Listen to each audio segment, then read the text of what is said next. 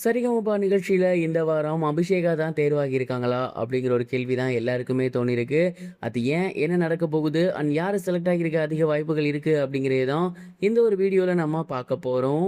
சரிகமபா நிகழ்ச்சியில இப்ப ticket to finale round போய்க்கிட்டு இருக்கு. அண்ட் ஒவ்வொரு வாரமும் ஒவ்வொரு விதமான ரவுண்ட்ல ரொம்ப சூப்பரா யார் பாடியிருக்காங்களோ அவங்கள வந்து ஃபைனலிஸ்ட்டா செலக்ட் பண்ணி வந்துட்டு இருக்காங்க. ஏற்கனவே 2 வாரம் முடிஞ்சிருச்சு. இப்ப 3வது வாரம். இந்த ஒரு வாரம் அப்படிங்கிறது ரொம்ப ரொம்ப முக்கியமான வாரம். ஏன்னா இப்பயிலேருந்து பார்க்கும்போது 3 சான்ஸ் இருக்கும். ஒரு கணம் இந்த வாரம் முடிஞ்சிட்டா கடைசி 2 சான்ஸு. அது எல்லாருக்குமே மிகப்பெரிய ஒரு பிரஷர கிரியேட் பண்ணும்.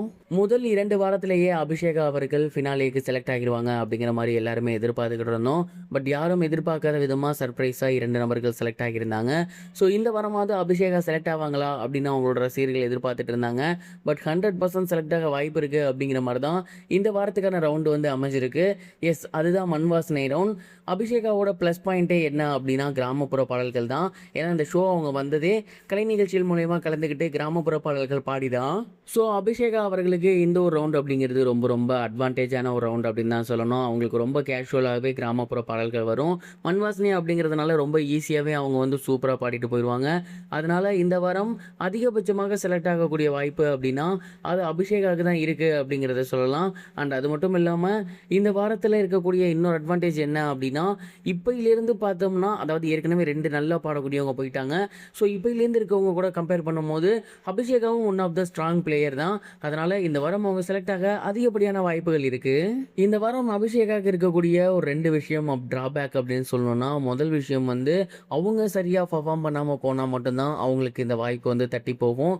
மற்றபடி இன்னொரு காரணம் என்ன அப்படின்னா அங்கே இருக்கக்கூடிய இன்னொரு கண்டஸ்டண்டான சுமன்ராஜ் அவர்கள். அவருமே கிராமப்புற பாடல்களை ரொம்ப சூப்பராக பாடுவார். ரொம்ப இயல்பாக பாடுவார். அவரோட ப்ளஸ்ஸுமே அதுதான். ஸோ இப்போதைக்கு அபிஷேகாவோட காம்படிட்டர்னு எடுத்துக்கிட்டோம்னா அது சுமன் தான்.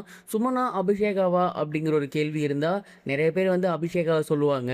பட் சுமன்ராஜ் அவர்கள் பார்த்தீங்கன்னா சமீபத்தில் வெளியாக இருந்த ப்ரோமோவை பார்க்கும்போது ரொம்ப ரொம்ப சூப்பராக பர்ஃபார்ம் பண்ணியிருந்திருக்காரு அப்படிங்கிறது தெரிய வந்திருக்கு. அவருக்கு சால்வா போட்டுலாம் மரியாதை பண்ணியிருக்காங்க. வந்திருந்த சீஃப் கெஸ்ட்லாம் கூட ரொம்ப சூப்பராக பாடியிருக்கீங்க அப்படின்னு சொல்லியிருக்காங்க. ஸோ அவருமே பயங்கரமான டஃப்பான ஒரு காம்படிட்டராக இந்த வாரம் இருக்க போகிறாருங்கிறதுல எந்த ஒரு சந்தேகமும் கிடையாது. சுமனா அபிஷேகாவா அப்படிங்கிறது தான் மிகப்பெரிய லெவலில் போய்கிட்டு இருக்கு. எனக்கு தெரிஞ்சு இந்த வாரம் மட்டும் அபிஷேகா அவர்கள் செலக்ட் ஆகலை அப்படின்னா அவங்களுக்கு அடுத்த 2 வாரம் அப்படிங்கிறது ரொம்ப ரொம்ப டஃப்பான வாரமாக மாறிடும். ஒருவேளை பவித்ரா மாதிரி 6வது பிளேஸாக இவங்க இந்த ஒரு ஃபைனலுக்குள்ளே வரப்போகிறாங்களா அப்படிங்கிற கேள்விகளும் எழுந்துரும். ஸோ அபிஷேகா என்ன பண்ண போகிறாங்க? அவங்களுக்கு கிடைச்ச இந்த ஒரு பொன்னான வாய்ப்பை சூப்பராக யூஸ் பண்ணிக்க போகிறாங்களா? இல்லை ரொம்ப கஷ்டப்பட்டு உள்ளே வர போகிறாங்களா? நீங்கள் இதை பற்றி என்ன நினைக்கிறீங்க? உங்களோட தாட் என்ன அப்படிங்கிறத மறக்காமல் நம்மளோட கமெண்ட் பாக்ஸில் கமெண்ட் பண்ணுங்கள். இது வரைக்கும் கனெக்டிங் டிவிக்கு சப்ஸ்கிரைப் பண்ணனா மறக்காமல் சப்ஸ்கிரைப் பண்ணிக்கங்க. உடனடி அப்டேட்ஸ் பெறுவதற்கு நோட்டிஃபிகேஷன் பெல்லையும் கிளிக் பண்ணிக்கங்க.